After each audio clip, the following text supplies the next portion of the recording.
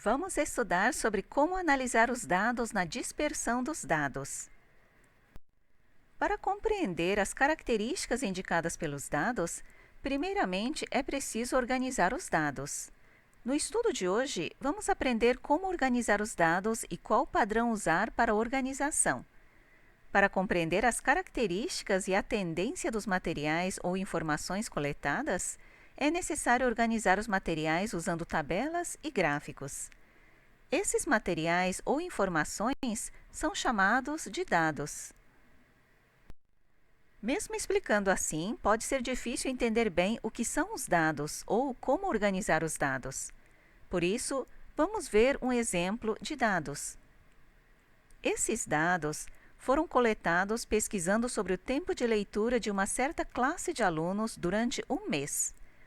Aqui só estão listados o resultado, por isso, não dá para saber bem o que estes dados representam. Então, em seguida, vamos falar sobre a organização dos dados a partir destes dados. Os dados anteriores podem ser, por exemplo, organizados desta forma. O tempo de leitura foi separado por determinadas horas, contado e organizado na tabela. Vamos apresentar agora as definições dos termos que aparecem na tabela. O intervalo utilizado para organizar os dados é chamado de classe, kaikyu. E o ponto que divide o intervalo de classe no meio é chamado de ponto médio da classe, kaikyuchi. E a unidade dos dados que entram em cada classe é chamada de frequência, dosu. Um conceito importante para organizar os dados é a frequência relativa, soutai dosu. A frequência relativa é calculada dividindo a frequência de cada classe pela frequência total. Ou seja, representando na tabela, fica como a tabela seguinte. Ou seja, representado na tabela, fica como esta tabela. Considerando o que foi explicado até agora, podemos organizar os dados da seguinte forma. Assim, dá-se para verificar que o total da frequência relativa é 1. Então, vamos fazer o exercício. Aperte o botão pausar e resolva o exercício. Quando terminar, aperte o botão reproduzir e vamos verificar se está certo.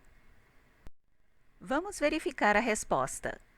Calcula-se a frequência relativa do 1 usando a fórmula apresentada há pouco. O 2 corresponde à frequência restante, então busca-se subtraindo 10 por 3. Para buscar o 3, basta ter conhecimento que o total da frequência relativa é 1. Por último, vamos recapitular esta aula.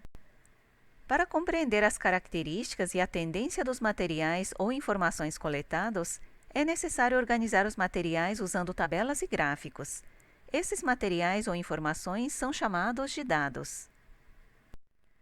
O intervalo utilizado para organizar os dados é chamado de classe, kaikyu, e o ponto que divide o intervalo de classe no meio é chamado de ponto médio da classe, kaikyuchi, e a unidade dos dados que entram em cada classe é chamada de frequência, dosu. A frequência relativa é calculada dividindo a frequência de cada classe pela frequência total. Ou seja, representando na tabela, fica como esta tabela.